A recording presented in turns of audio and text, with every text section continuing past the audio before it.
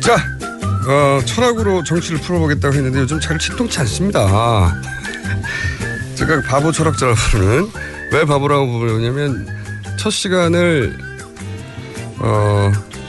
전 회사, 전 건물로 가가지고 첫 시간을 남산으로 갔어요, 이분이. 그렇게 일로 오라고 해놓고 본인이 알았다고 해놓고 정작 첫 시간 월요일 날 아침에 남산으로 가신 바보 철학자 강신주 박사님 나오셨습니다. 안녕하세요. 예, 안녕하세요. 네. 예. 오늘은 뭘 철학으로 풀어봅니까? 뭐 어쨌든 간에 토요일 날 있었던 저 그쪽 동네에 살고 있기 때문에. 바로 앞이죠, 참. 예. 저기 이제 밥 먹다가 좀 쉬다가 또 왔다 갔다 하다가 해서. 그거 위에서 쭉 보셨겠네. 네, 그렇죠. 뭐 다 봤죠. 바로 앞이잖아요, 사실은 내가. 바로. 진짜 바로 앞에 사시거든요. 예. 네. 그렇구나. 예. 저는 거기 그 광화문 한 가운데까지 진출하려고 그러다가 지쳐가지고 실패했거든요. 체력이 저질이라서 못 가겠다, 그거까지. 그렇게 막 모여들 때는 좀 네. 기다렸다가 이렇게 그 청수처럼 힘 빠진 사람들이 빠져나올 때 쓱 들어가는데요. 아니, 저는 저기 뒤쪽, 예. 명동 쪽에서 앞으로 진출하려고 이렇게 걸어가기 시작했는데, 예. 광화문 중간쯤 와가지고, 예. 지쳐가지고. 왜 이렇게 명동에서부터 출발하세요? 그래, 멀리서. 어떻게 하다 보니까 동선이 예. 이렇게 됐어요. 예. 지쳤어요. 그래서 그냥 샤브샤브 먹고 왔어요. 그런데 오늘 철학적으로 바라보면 이게 뭐가 특이한 점입니까? 특이한 게 아니라 일단은 좀 슬픈 게, 예. 100만 명 정도가 모였고, 저 현직 대통령이 지지율이 5%인데, 끝난 다음에 민심을 살피겠다. 이 얘기가 나와서 좀 당혹스러워서. 아직도 살필 민심이 따로 있나요? 아니, 그러니까 민심을 다 보여줬는데 민심을 살핀다라는 거, 민심을 무시하겠다라는 거잖아요. 그래서 사실 이제 그날 모였던 그 많은 사람들, 그리고 이제 아까도 얘기했지만 그 공간이 협소해서 그래요. 건물들 다 없애고 그러면 한 500만도 올 수 있는데 건물들이 너무 많아요. 건물 탓이에요? 아니, 사실 일직선으로 쭉 사진을 찍었는데, 예. 그 건물 1열 뒤쪽에도 사람들이 꽉 차 있었거든요. 예. 건물들 없었으면 진짜 더 많이 왔을 거예요. 건물 안에도 많았을 것 같아요. 건물 안에도 제가 이제 옥상에 위에서 보려고 옥상에 올라가서 보려고 그랬는데 벌써 진작에 서울시에서 그 일대 건물 중에 3군만 옥상을 개방하고 그 옥상은 다 기자들이 차지했더라고요.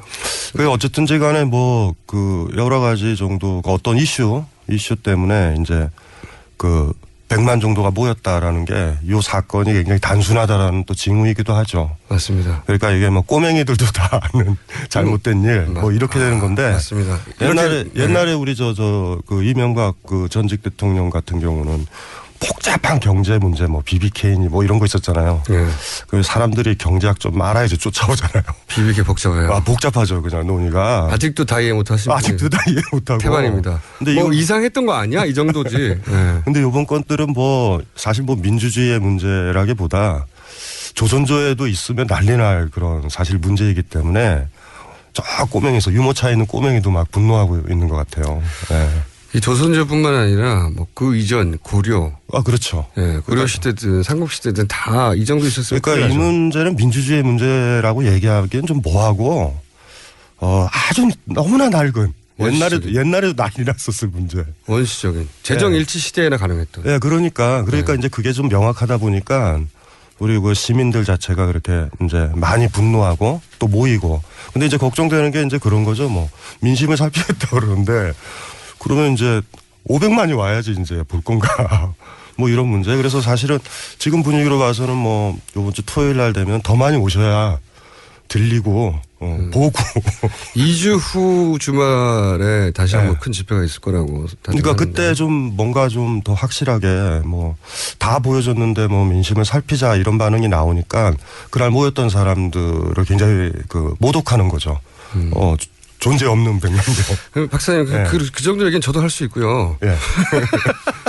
철학적으로 봤을 때, 철학자의 눈에는 뭐가 확 꽂히셨어요? 제일 그한 게 이제 일단은 우리 젊은 아이들이죠. 교복 입은 아이들. 그러니까, 그리고 또 그걸 생각하면은 이렇게 지금까지 이제 살다 보니까 우리 현대사의 하나의 특징들이 보이는데 4.19 세대 있죠. 예. 4.19 세대가 일단은 민주주의를 외쳤잖아요. 예. 그 세대의 자식 세대가 저희 세대거든요. 예. 그다음에 저희들이 이제 나이가 들어서 이렇게 새끼를 치잖아요. 네, 새끼를 치. 새끼를 치면 지금 그 아이들이 고등학교 대학생들이에요. 네. 그래서 보면 이렇게 주기를 타는구나. 아, 4.19 세대의 자녀들이 거리를 나왔다. 그러니까 아니죠. 4.19 세대들이 예전에 직선제 네. 1980년대 후반 88년도에 네. 그때 전두환 독재 때 직선제를 간절했고 그 사람들이 또 아이를 낳은 사람들이 나오는 거죠. 그래서 이게 야, 교육이 중요하구나. 그래서 더 희망적인 건 저 젊은 중고등학교 아이들이 나중에 어머니 아버지가 됐을 때 그때 되면 우리 사회가 밝겠다. 대형 집회 네. 25년 주기설 이런 거 말씀하시는 거예요? 그런 거죠. 아니 그런데 그게 그 밥상머리 교육이 얼마나 중요한데요. 네. 진보적이고 민주적인 아버지가 TV 보면서 죽일 놈 살릴 놈 이러면은 애들이 꼬맹이 때부터 이렇게 듣고 있는다고요. 어릴 때 영향 받죠. 그렇죠. 네. 굉장히 중요한 것 같아요. 그래서 크면 말 안 들어요. 말 안 들어야죠 뭐. 민주시민이 뭐. 근데 요 정도 여기까지도 제가 저도 할 수 있는 얘기 철학 박사로서 딱히 오늘 하실 얘기가 그 정도에 그칩니까? 사실은 그냥 그러니까 철학적으로 분석할 내용 자체가 없다. 아니 그렇진 않아요. 그래요? 우리가 지금 100만이라고 그랬지만 지금 더 많이 와야지 된다. 제가 지금 방금 드렸던 차원인데 이게 나중에 집회가 한 번 더 있으면 시민들이 더 많이 와서 아이들 데리고 와서 30년 뒤에 뿌리를 이제 내리는 거거든요. 그래서 이제 강장에 쓰도록 요새 많은 사람들이 보면 스마트폰에 갇혀 있잖아요. 그래서 사실 이런 건을 보면은 최인훈 작가의 강장 대목이 생각나요. 그러니까 인간한테는 강장과 밀실이 둘 다 필요하다. 강장에만 있어도 안 되고 밀실에만 갇혀 있어도 안 된다. 근데 지금까지 너무나 많이 여러 가지 매체나 언론 검열, 기타 등등, 집시법, 기타 등등으로 좀 밀실에 갇혀 있잖아요. 스마트폰으로 막 욕하고 댓글 달고. 근데 그거랑 이 강장에 나오는 거랑 완전히 좀 다른 거거든요. 저는 무슨 생각을 했냐면요. 예. 박근혜 대통령을 봉사하는 분들, 박근혜 대통령이 어떤 정무적 판단을 스스로 하고 그렇지 못한다는 게 이미 밝혀졌으니까요.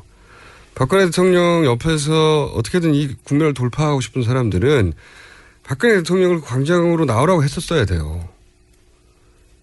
그게 필요하죠. 제가 만약에 보좌진이었다면 여기까지 오지도 않았겠지만 보좌진이 될 리도 없지만 저 같으면 그 한가운데로 걸어 나왔겠어요. 정면으로 이렇게 그렇지 않고서 이게 뒤에 앉아가지고 뭐 잘 듣겠다느니 민심을 헤아리겠다느니 뭐 엄중히 받아들인다느니 뭐 그게 뭐 귀에 들어옵니까?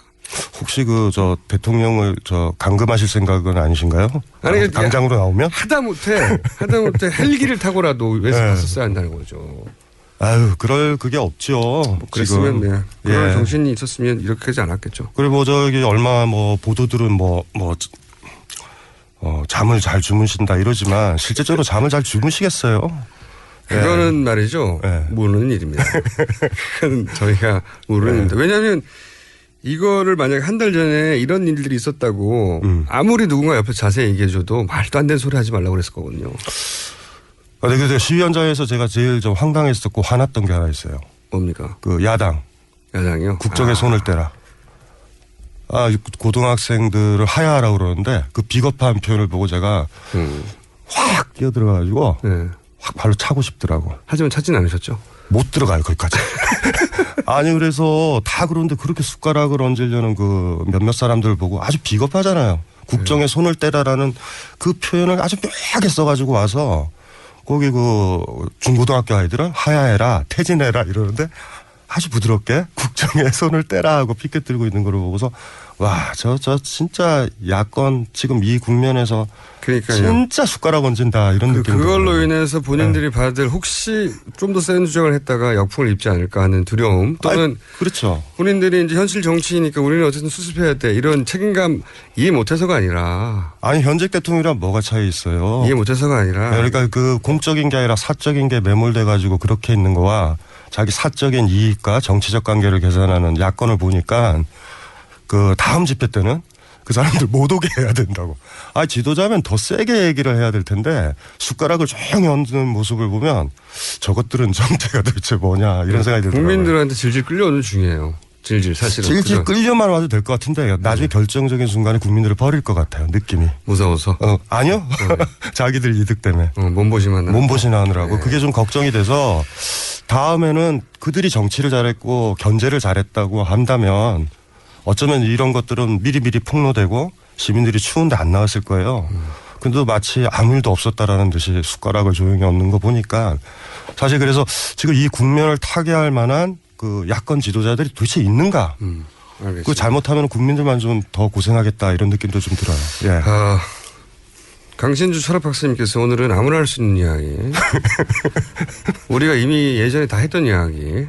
철학적 접근을 없는 이야기. 하지만 현장에 가신 분으로서 하지 않을 수 없었던 이야기. 예. 들어봤습니다. 강신주 철학 박사님이었고요. 저는 오늘 여기까지 하겠습니다. 김어준이었고요. 내일 또 다시 돌아올 겁니다. 안녕.